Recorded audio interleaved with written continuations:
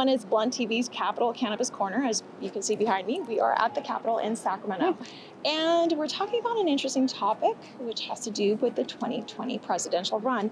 As many of you know, many states have approved cannabis, but nobody's really talking about where the candidates actually stand when it comes to cannabis. So Amy had this great idea, and obviously we don't have all day to talk about the many candidates who are running. So we picked the 3 who we thought kind of stand on various spectrums of the cannabis discussions. So the first one being obviously Vice President Joe Biden, another one would be Kamala Harris, and the final one we're gonna talk about is Bernie Sanders. So Amy, where do these folks stand? Give us a little take on their mindset so we know if the Democrats were to actually win this, what would that mean? Well, I think it's fun to note there's 24 Democratic presidential candidates. Yes, currently. That's why we said we don't have time.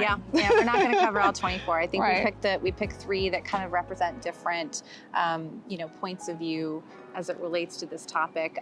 Joe Biden, our former vice president, has indicated, at least his campaign has indicated, that he is not a strong proponent of legalization, but he's a very strong proponent of decriminalization. And that's going to be a big topic we're going to continue to see in the cannabis space. We've talked a lot about equity. We've talked about the disproportionate impact on communities of color with the war on drugs. And so we do see a lot of support among all the candidates for reducing sentencing, expunging sentencing, decriminalization. And that's really where Vice President Biden stands on this topic.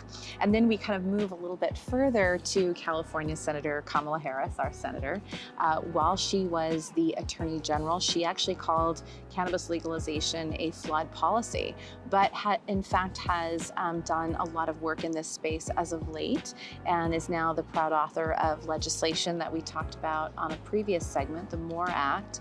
And this bill would remove cannabis from the Schedule I Controlled Substances Act. It would prohibit the feds from withholding benefits to veterans, for instance, who consume cannabis. It introduces a numerous number of decriminalization efforts, so all around cannabis decriminalization and expungement of records. And then it would also— And it's actually interesting, sorry to chime in, because during the debates, one of the candidates actually talked about Kamala putting so many people in jail for cannabis convictions. So that one topic being brought up is interesting, that now it's almost taken a total turn, Totally different. No, so that's good to see. She's been a tremendous proponent, and I think the MORE Act is one of many examples that we'll see. And I do expect her to talk a lot more about it. But she's definitely demonstrated her strong support now for the legalization of this industry in a responsible way, and ensuring that people are not disproportionately impacted by our current policies.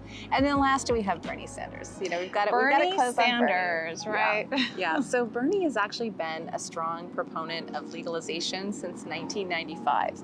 He actually authored one of the first bills in Congress around cannabis legalization. He's been ahead of the game for a while. He has been ahead of the game. So he has been a long-standing proponent of legalization, and has signed on to numerous pieces of legislation in Congress that seek to deschedule, decriminalize, make more investments in research. So I think of all of them, he has the longest tenure in terms of supporting legalization. And we'll be prepared to talk about other candidates as well. Yeah. Well, you heard it. They're all on various spectrums of the, I guess, pendulum when it comes to the cannabis discussion and where they stand and their mindsets. And you know what?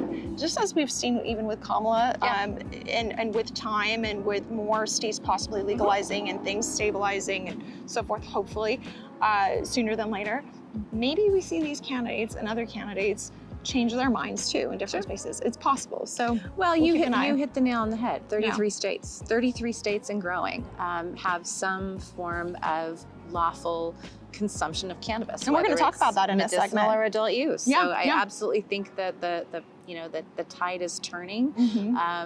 One thing I think it's important to note is that there are more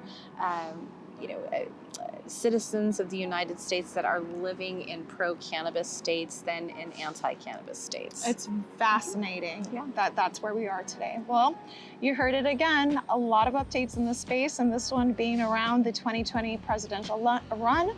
we'll continue to talk about these. And as I guess the Democrats start solidifying who their candidate really Things will is, start to narrow then a bit. things will narrow and we'll know where their mindset will be when it comes to cannabis federally too. So thanks again for all the support and ads and follows with BlunTV. Stay tuned. There'll be many more segments we'll be rolling out this week.